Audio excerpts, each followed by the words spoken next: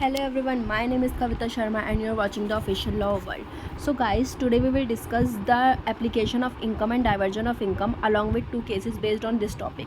Let's start with the first topic which is application of income. ठीक है, अब जो application of income है उसके ऊपर 20 मार्क्स का क्वेश्चन आता ही है एग्जाम में.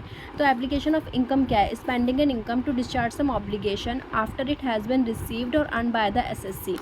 Such amount is included in that total income of the SSC chargeable to tax as it is merely an application of income, thus it is taxable in the hands of the SSC.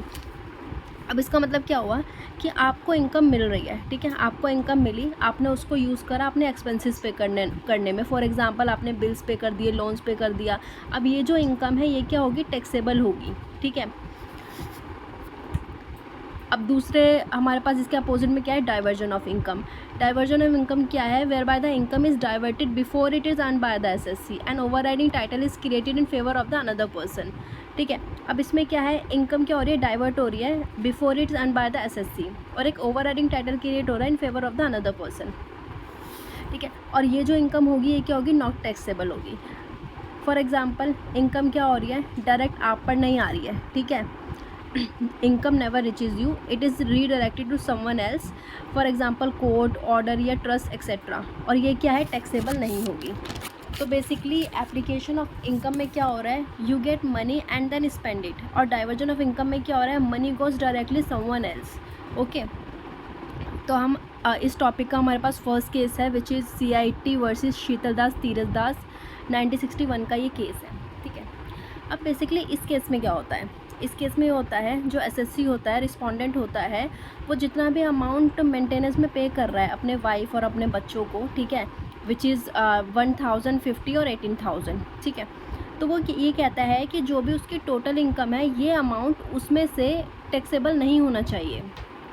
ठीक है, लेकिन जो income tax officer होता है वो क्या कर देता है? इसको अलाउ नहीं करता है इन डिडक्शंस को.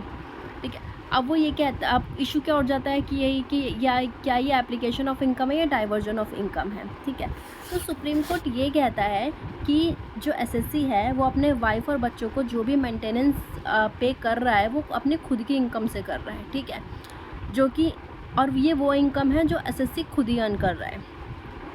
ठीक है, क्योंकि सबसे पहले इनकम क्या हो रही है? एसएससी के हाथ में आ रही है ना, और उसके बाद फिर वो उसमें से पे करी जा रही है, और ये जो सारी मेंटेनेंस है ये उसमें से ही पे कर रहा है.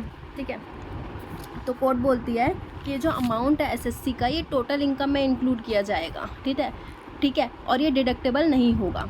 तो ये जो केस है वो एप्लीकेशन ऑफ इनकम पर बेस्ड है.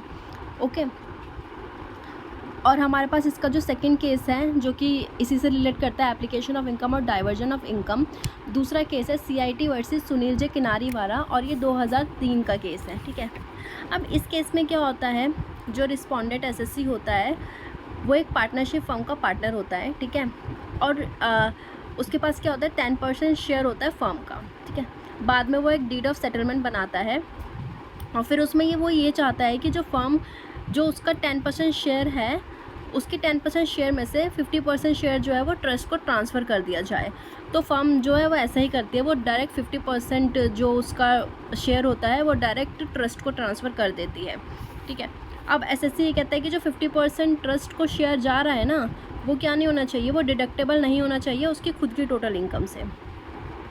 तो फिर से इसमें इशू उठ जाता है कि whether it is application of income और डाइवर्जन ऑफ इनकम. ठीक है, तो कोर्ट इसमें ये कहता है कि जो भी अमाउंट फर्म ट्रांसफ़र कर रही है ट्रस्ट को, ठीक है, वो क्या है? वो एसएससी की इनकम का ही पार्ट है.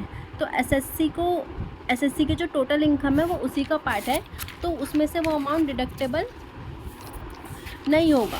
ठीक है, टैक्सेबल होगा ही वो अमाउंट, क्योंकि डाइवर्जन, अब कोर्ट यहाँ पे ना डाइवर्जन ऑफ इनकम और एप्लीकेशन ऑफ इनकम के बारे में एक डिफरेंस बता देती है.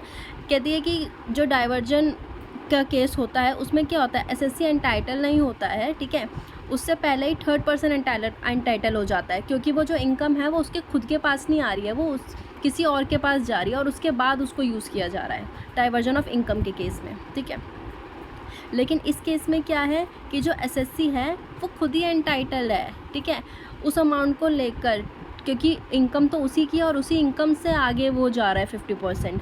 तो ये भी क्या हो जाएगा? एप्लीकेशन ऑफ इनकम का ही केस हो जाएगा. ठीक है, आई होप गाइज़ आपको एप्लीकेशन ऑफ इनकम और डाइवर्जन ऑफ इनकम का जो केसेस हैं वो आपको अच्छे से समझ आए हों. और आपको ये कॉन्सेप्ट भी क्लियर हो गया हो। ठीक है, तो अब यहाँ तक आया हो तो वीडियो को लाइक, शेयर और सब्सक्राइब कर देना, अपने दोस्तों के साथ शेयर कर देना, और मिलते हैं कल एक नई वीडियो के साथ। तब तक के लिए बाय बाय।